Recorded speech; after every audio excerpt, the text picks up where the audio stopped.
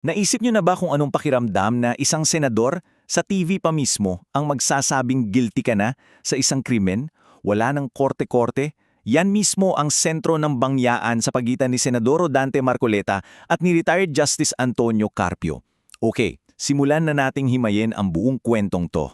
Para masundan natin tong buong kwento, itong political at legal drama na to, dumaan tayo sa 5 bahagi. Hati-hatiin natin para malinaw. So simulan natin sa pinakaugat ng lahat, yung statement na nagpaapoy sa buong issue. At tandaan, ang hatol na to hindi sa korte binigay, kundi sa TV.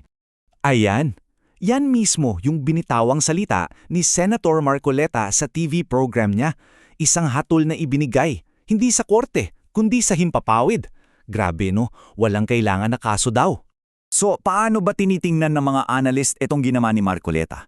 Well, ayon sa source natin, may 3 posibleng paliwanag. Pwedeng ito'y, legal na kalokohan.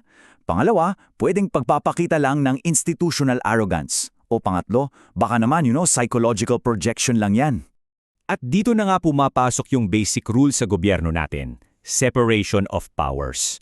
Napakasimple lang yan, di ba? Ang trabaho ng senador, gumawa ng batas. Ang trabaho ng korte, magbigay ng hatol. So, ayon sa analysis, yung ginawa ni Marcoleta, malinaw na pag-apak sa linya ng hudikatura. Okay, so nabanggit na yung salitang treason. Pero ano nga ba talaga yan ayon sa batas? Let's get technical for a bit, pero sa simpleng paraan. Ayan, napakalinaw. Treason, based sa Article 114 ng Revised Penal Code, ay isang krimen na pwede mo lang gawin kapag, at ito yung keyword, kapag may gera. Pag ang Pilipinas ay at war. Sabi nga ni Justice Carpio, kung panahon ng kapayapaan, sorry, hindi applicable yung treason.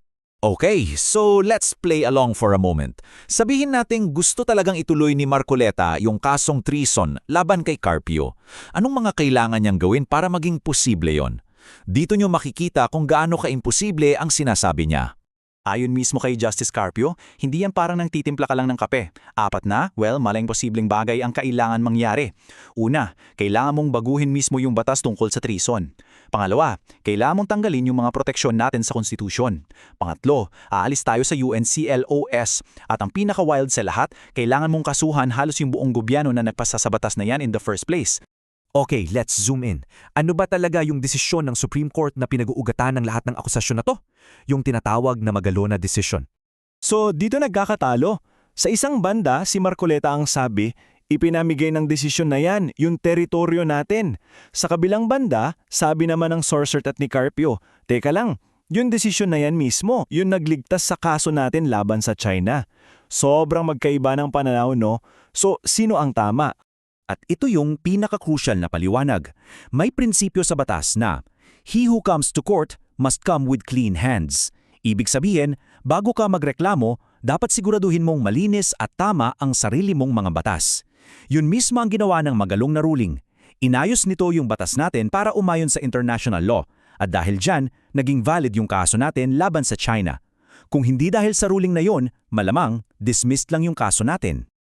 At pag tiningnan natin yung timeline, kitang-kita yung domino effect. Noong 2009, pinasa yung batas. Pagdating ng 2011, sinabi ng Supreme Court, tama tong batas na to. Dahil dyan, by 2013, may lakas na tayong magsampa ng kaso. At ang resulta, 2016, panalo tayo. See the connection? Yung desisyon ni Carpio ay isang napakahalagang pyesa sa pagkakapanalo natin. Okay, so tapos na tayo sa mga batas-batas. Medyo i-shift natin yung focus.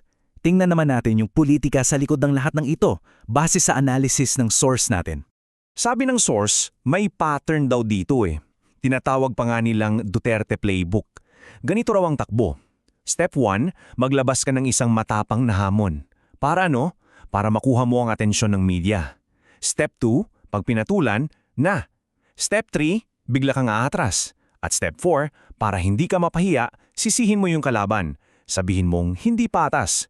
Purong political theater lang daw ito. At yung away na to, umabot na sa personalan. Nung binantaan ni Marcoleta si dating Senador Ping Lacson na ifa-filean siya ng ethics complaint, anong sagot ni Lacson? Isang napaka-sarcastic na, paano ba mag-splice ng video? I have no idea. Please teach me. Parang sinasabi niya, seryoso ka ba dyan? Pero teka, habang abala tayo sa lahat ng dramang to, may isang numero na lumulutang sa background. At hindi to basta-bastang numero. So anong kinalaman ng 112 million pesos? Well, yan yung halaga na involved sa isang perjury complaint laban mismo kay Marcoleta sa ombudsman. Tungkol daw yan sa campaign donations na hindi nadeklara. So, ang tanong ng source, itong buong ingay ba laban kay Carpio, diversionary tactic lang ba para malihis ang atensyon mula sa sarili niyang problema? Okay, so para buuin na natin ang lahat ng ito, ano ba yung bigger picture? Ano ba yung talagang mahalaga dito, beyond the TV studio drama? At ito yung tanong na kailangan nating isipin lahat. Kapag ang isang senador na Pilipino mismo ang sumisira sa legal na basehan ng claims natin sa West Philippine Sea, sino ba talaga ang totoong nananalo dito? Sino ang pumapalakpak sa gilid? Ang sagot ng source, diretsahan, China. Kasi isipin nyo, sinadya man o hindi, yung mga arguments ni Marcoleta ay parang music to the ears ng Beijing. Kasi pag tayo-tayo mismo ang nag-aaway, pinapahina natin ang sarili nating posisyon. Kaya sabi ng source, yung verdict ni Marcoleta sa TV, hindi yun ang mahalaga. May tatlong hatol na mas mabigat. Una, yung hatol ng legal profession. Pangalala, yung hatol ng Senado mismo na nagdesisyong burahin sa kanilang records yung mga sinabi niya. At pangatlo, ang pinakamahalaga sa lahat, ang hatol ng kasaysayan. Kaya, sa huli, iiwan namin sa inyo ang tanong na ito. Kapag nagkabanggaan na ang maingay na politika at ang tahimik pero makapangyarihang batas, aling hatol nga ba ang dapat nating pakinggan? Alin ang tunay na magtatagal?